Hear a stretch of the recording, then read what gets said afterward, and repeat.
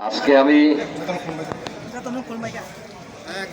অত্যন্ত আনন্দিত, কারণ সারা রাজ্যে জনজাতি মোর্চার পক্ষ থেকে যেভাবে ডেপুটেশনে মিলিত হয়েছে দুর্নীতির বিরুদ্ধে, এবং জনজাতি মায়েরা, বোনরা, যুবকরা যেভাবে সামিল হয়েছে, সবাইকে আমি হামবায় চেতনা কলঙ্কা।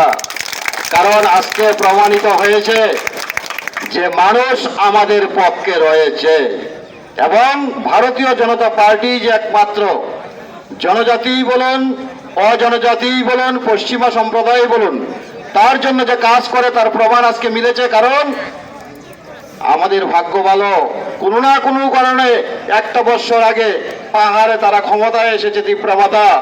আমরা বলেছিলাম সেদিন, আজকে পাহাড়ের মানুষ প্রমাণ পাচ্ছে যে ক্ষমতার নামে সেখানে দুর্নীতির পাহাড় করেছে, মানুষের কাজ হয়নি।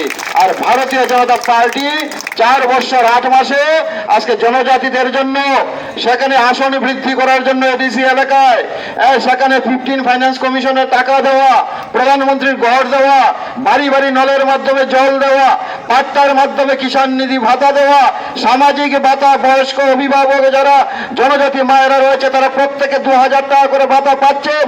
তা থেকে প্রমাণিত পাহাড় সমতল সকল অংশে শুধু আগামী 23 সময়ের অপেক্ষা, কোন জায়গায় বিভ্রান্ত করে সম্ভব হবে না। কাজেই আর বক্তব্য দীর্ঘায়িত না করে আমি আমার জনজাতির রাজ্য সভাপতি বিকাশ দেববর্মা, জেলা সভাপতি বিশ্বজিৎ রূপনী এবং প্রত্যেকটি মণ্ডলের সভাপতি এবং প্রত্যেকটি মণ্ডলের জনজাতি মোর্চার সভাপতিকে ধন্যবাদ জানাই। আগামী দিন আমাদের লড়াই জারি থাকবে। এই লড়াই আজকে থেকে শুরু হয়েছে, আগামী দিন আমরা কুম্ভং অভিযান হবে বন্ধ, আস্থা বলে হবে অভিযান।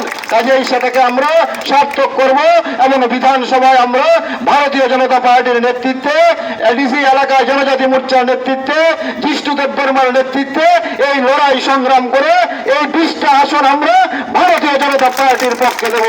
এই আশা বিশ্বাস রেখে সবাইকে শ্রদ্ধা অভিনন্দন জানিয়ে আমি আমার সংক্ষিপ্ত আলোচনা এখানে শেষ করছি। বন্দে মাতরম, ভারত মাতা কি জয়, জনজাতি মোর্চা লড়াই।